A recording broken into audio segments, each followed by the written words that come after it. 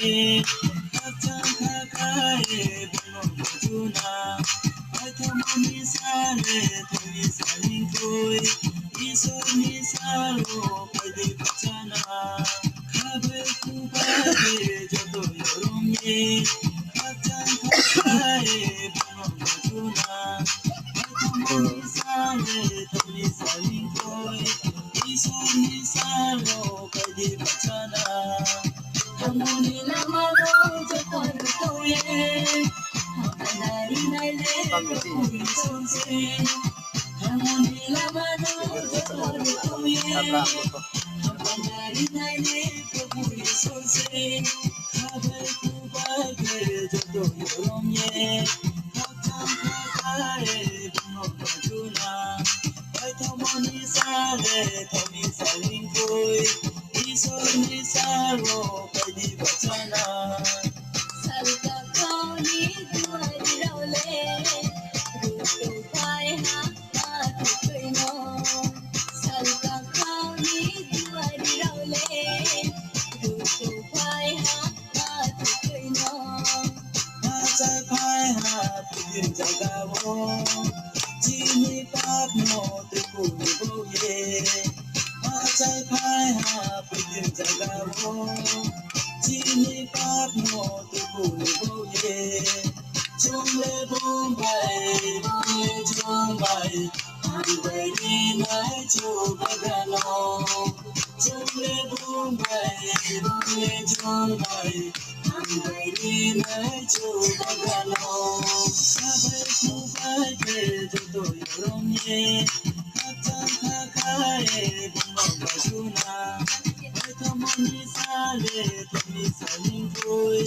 Isor ni salo pwede pachana Kabay kubay joto yoromye Kakang kakae bunong majuna Ay tamani sale tani salingkoy Isor ni salo pwede pachana Hamuni lamano jokon tuye Hapanari naile kapuri sonse Hamuni lamano jokon tuye Hapanari naile kapuri sonse Pasana jisu minye bajunay Angle manay se ani sono Pasana jisu minye bajunay Angle manay se ani sono Lumang jisuno kunye kulay na Kungke hase rang manibaga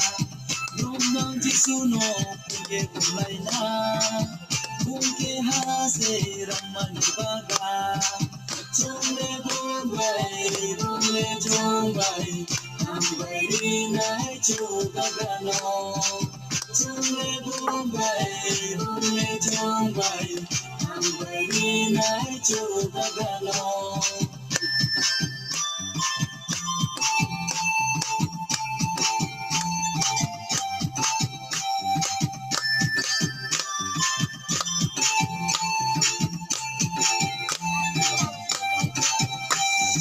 Kabay kubay joto yoromye Kakang kakae bunong majuna Ay tamani sale tani salingkoy Isor ni salo pwede pachana Kabay kubay joto yoromye Kakang kakae bunong majuna Ay tamani sale tani salingkoy Isor ni salo pwede pachana